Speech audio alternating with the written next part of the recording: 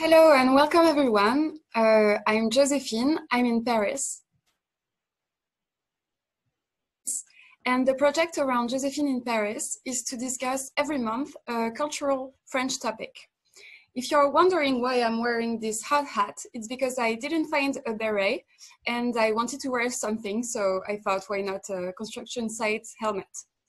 If you have any other questions, put them in the comments.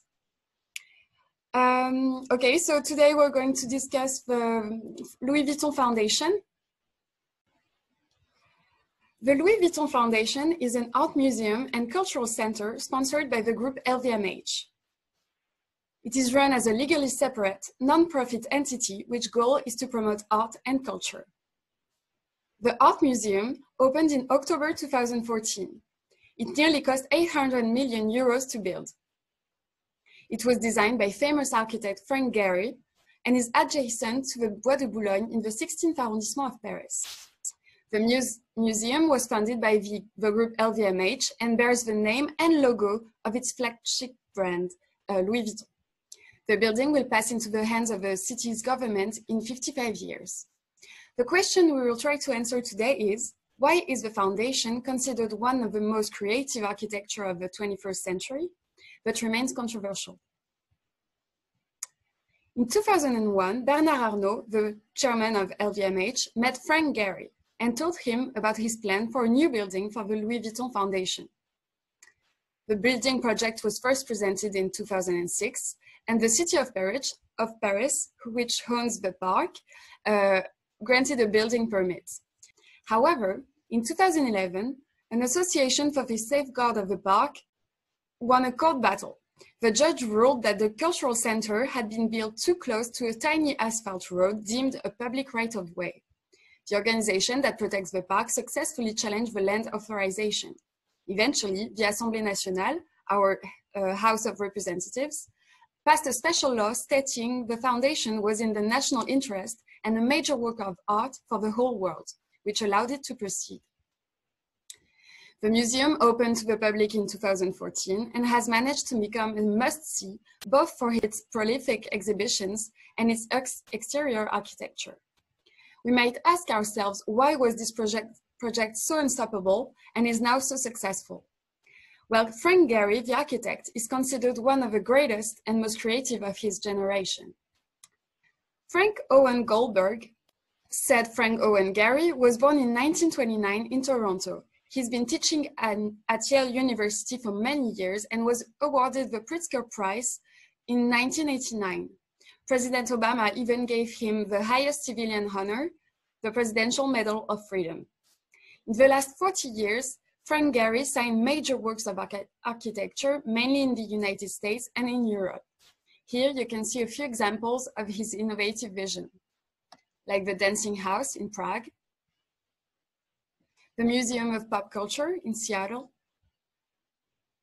the Guggenheim Museum in Bilbao, Spain, the Walt Disney Concert Hall in LA, or the Marqués de Riscal Hotel in El Ciego, Spain. Driven by a constant quest for innovation and meaning, he pushes back the boundaries of traditional architecture to create powerful and poetic buildings. Let's see what he imagined for the Louis Vuitton Foundation.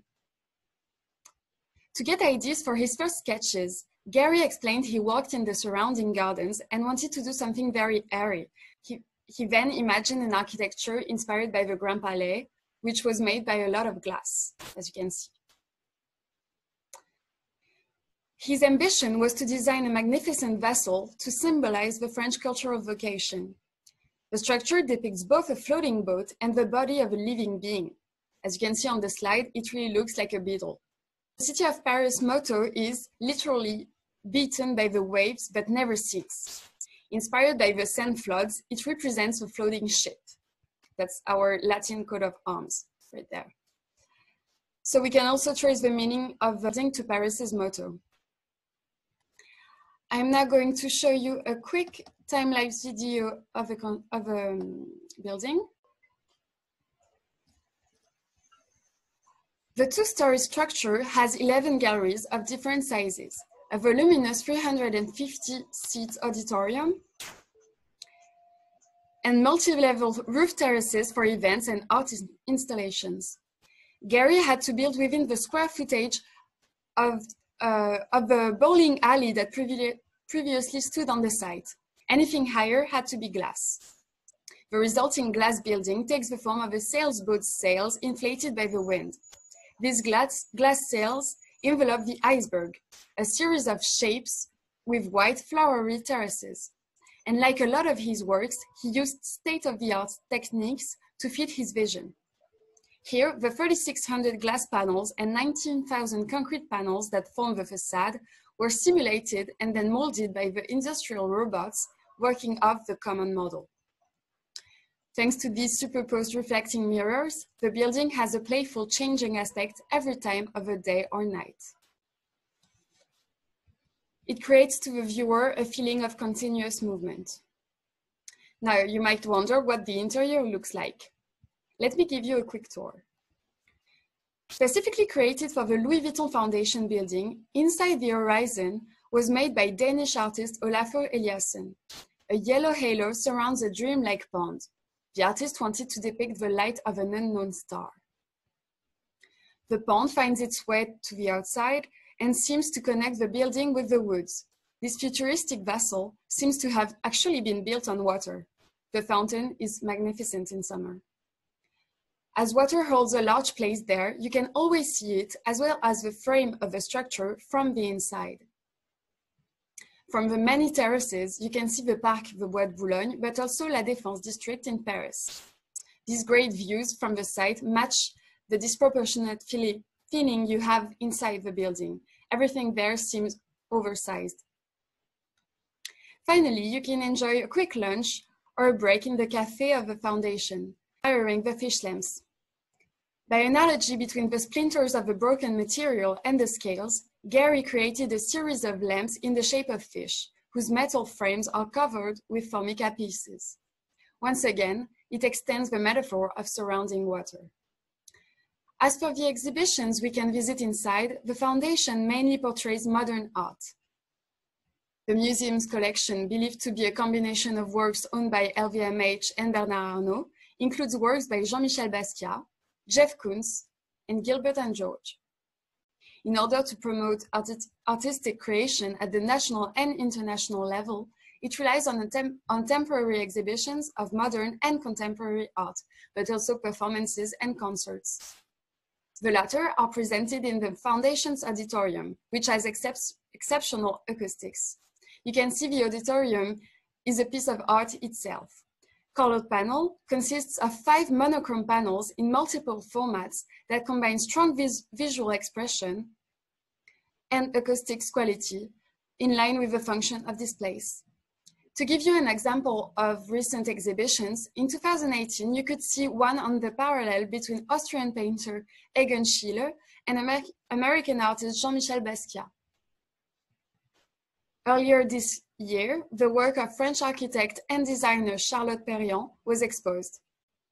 At last, one might ask, does the foundation really fulfill its charitable goals? In the cultural sector, the purpose of sponsorship and foundation is utterly to fight against territorial inequalities and make art accessible and affordable. However, the Louis Vuitton Foundation was built near one of the richest cities in France, Neuilly-sur-Seine, and in the 16th arrondissement, which is the most expensive. When Gehry built the Guggenheim Museum in Bilbao, Spain, the term Bilbao effect was invented to speak of the economical uplift it created in the region. And here it's hardly the case. So to conclude, there are definitely some different aspects to this building. Of course, it's a beautiful and spectacular piece of architecture. Unfortunately, the place where it was built mainly benefits the middle and upper class art enthusiasts. Thank you. I hope you enjoyed this video. Don't hesitate to like it or to comment. This is the sources. You can check our website to register for our French classes or our events. Good luck with your lockdown. Take care and eat frozen baguette like I do. Bye.